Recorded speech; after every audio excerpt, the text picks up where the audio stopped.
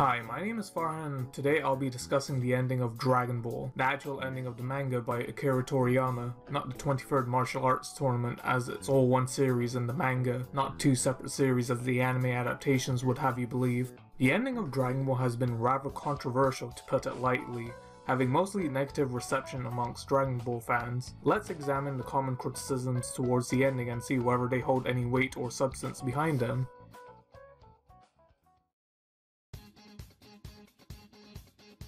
One of the common criticisms towards the ending of Dragon Ball is the character of Oob, more specifically as to whether he is a worthy successor to take upon Goku's teachings, as Oob has nowhere near the characterization development that most of the main cast do, so why would it be a good idea for a seemingly random character to be a student of Goku and to be the next protector of Earth? If we look at the context, Oob is the reincarnation of Kid Buu. Before Kid Buu's demise from the spirit bomb of Genki Dama, if you will, Goku complimented Buu as a fighter and stated that he would like for him to be reborn as a good person and to fight him again one day, so it clearly follows up on that. It also serves a purpose in Goku's character development, which yes, he does have. The whole notion that Goku has no development is completely false, but that's a different topic for another time. However, it's more so from a metaphorical standpoint as Goku has had multiple masters throughout the series, with his grandpa Gohan, Master Roshi, King Kai, and even Whis if you would like to consider Dragon Ball Super. Now with Oob, we see for the first time that he is legitimately take upon his own student, which shows a progression of Goku's character, to transition from Goku the student to Goku the master. Another thing that was established within the ending is that Oob does not have any proper control over his powers, as Goku had to get Oob mad for him to let it out to begin with, and of course so Goku can fight him again, as he is already established to be a selfish character.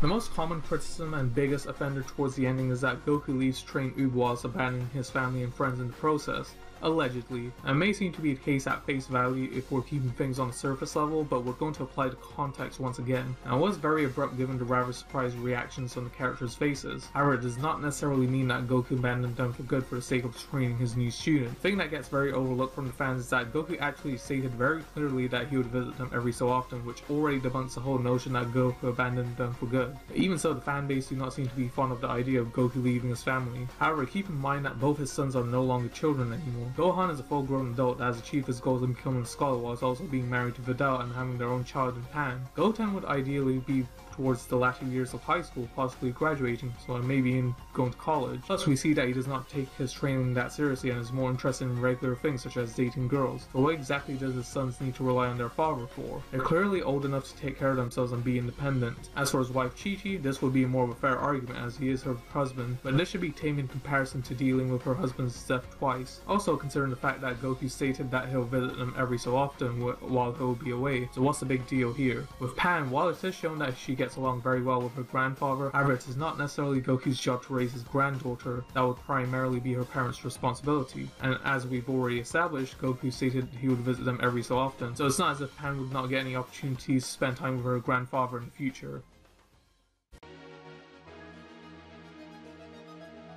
Another common criticism is that the ending seems to feel rather hollow and non-satisfactory, which is more so on the subjective side of things. If we're looking at it more objectively, most of the characters have more or less gotten their closures, as we see where the characters are at this point in their lives given the peaceful circumstances. However, at the same time, with the open nature of the ending, it does leave things open enough to where they can still do more with the characters and story, in a way allowing the audience to come up with their own stories for future adventures if they're creative enough, which again, open endings are not necessarily bad storytelling. I know there are people that would have preferred it if Goku took on Pan as a student, but keep in mind, Goku is a selfish character. He would prefer to have things more beneficial for him as he likes to fight strong opponents, and Oob will likely have more potential than her given that he is the reincarnation of Kid Buu, so it would make more sense for him to train Oob than Pan. Plus, I'm sure Gohan and Videl would rather raise their own daughter rather than have her go off to train with Goku. Having a look at the common criticisms towards the ending, I don't believe the ending is as bad as people say it is, and I consider it to be a very serviceable open ending for the series. So tell me, what are your thoughts on the ending? Do you agree or disagree with any of my points? Is there anything I overlooked? Let me know in the comment section below. Links to my Google Plus and Twitter will be in the description. Hope you enjoyed the video and thanks for watching.